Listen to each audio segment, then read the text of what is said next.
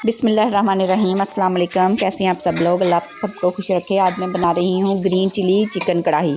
तो इसके लिए मैंने लिया है चिकन। कढ़ाई में पहले मैंने ऑयल डाला था और उसके बाद मैंने उसमें चिकन शामिल करके उसको थोड़ा सा फ्राई करना शुरू कर दिया। ये फ्राई करने के साथ ही ना, चिकन डालने के साथ ही मैं इसमें नमक शामिल करूँगी।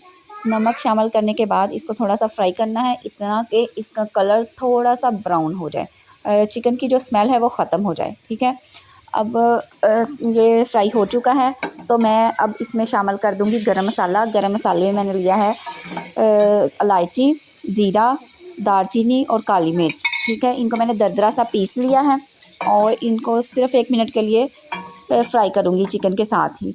अब मैंने क्या किया है कि टमाटर, सब्ज़ मिर्च, अच्छा सब्ज़ मिर्चें जो है ना, ये मसाला तकरीबन आधा चम्मच और नमक भी आधा चम्मच लिया है। ये सब चीज़ें आप लोगों ने अपने टेस्ट के हिसाब से डालनी है।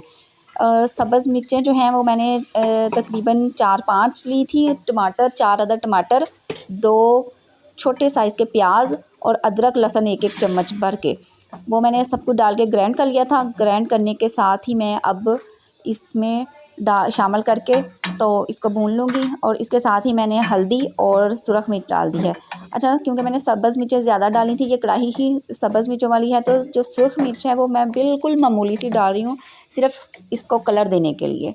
ठीक है, अब मैं इसको फ्राई करूँगी और तब तक कि जब तक ये पानी खुश्क ना हो जाए। ये देखें, ये इसका पानी थोड़ा खुश्क हो गया है और अब मैं इसको ढक दूँगी ताकि भाप में मुर्गी गल भी जाए। हाँ जी, ये देखें, ये तकरीबन ये तैयार है। पानी इसका खुश्क हो चुका है। अब बस इसने घी छोड़ना है।